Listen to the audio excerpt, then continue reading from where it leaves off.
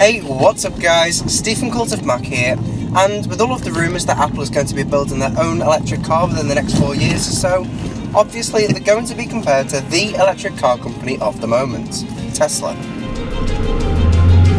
And with Tesla selling over 50,000 Model S saloons in 2015, I'm taking a look at 4 lessons Apple could learn from Tesla.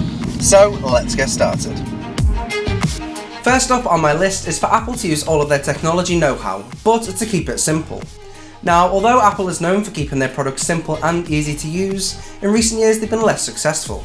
If you look at products like the Apple Watch, which uses this exploded menu type system purely for aesthetics, it's not the most practical.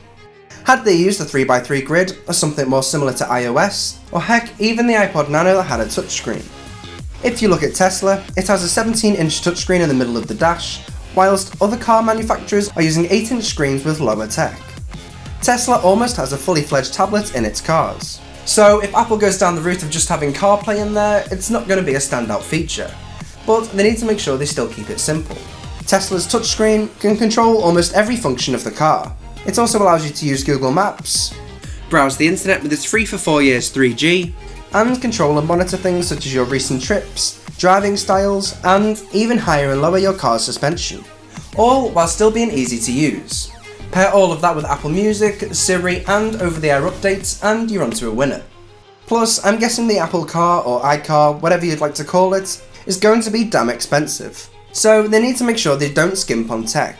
For example, if they're going to put a rear-facing camera in for parking, make it a decent 720p or above camera. Secondly, they need to make sure they're innovative. Some of the most recent rumours surrounding the Apple Car revealed that they were in talks with BMW to use the i3 as a base and to build on top of that.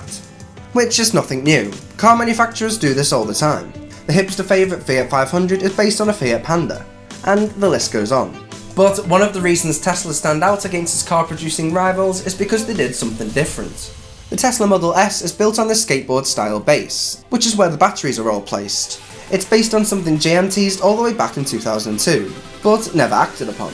So Tesla ran with the idea and improved upon it by building in the ability to replace the power supply, which is one of the main problems with current electric cars. Also, with having the skateboard style base and batteries being placed underneath the cabin floor, it gives the car a lower centre of gravity, making the car more stable and reducing body roll. I want Apple to take a few chances and add some new features that no one else is doing, but I don't know what exactly. Maybe wireless charging?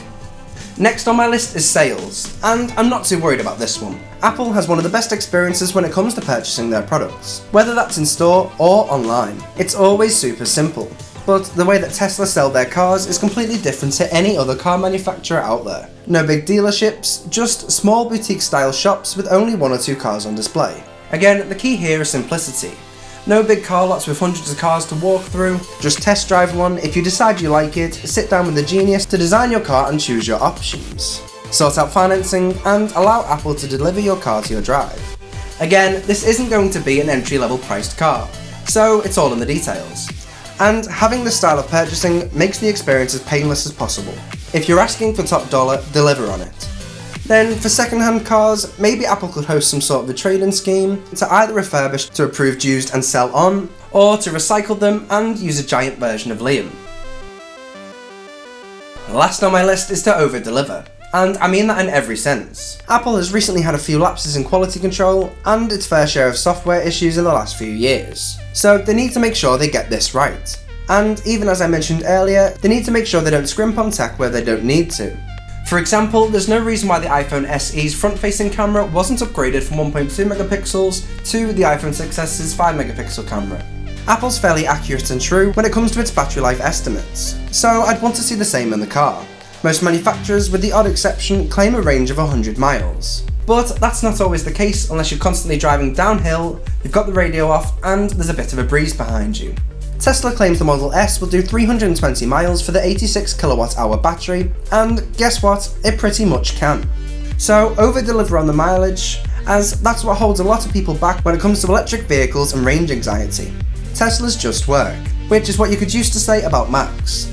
It's still true for the most part, but this is what we need with the car. Everyone just wants to get in their car and travel from A to B without any issues. Also, it's one of the most exciting road cars you can buy. When I took one out for a spin last year, I was worried that it was going to be weird accelerating and have no soul, but it was the most fun I've ever had behind the wheel of a car. The Tesla Model S is faster than a Porsche Carrera S, but has enough room to fit 5 adults, 2 kids and my shopping. What more could anyone want? Overall, make it premium, make it work, make it unique, but make it simple.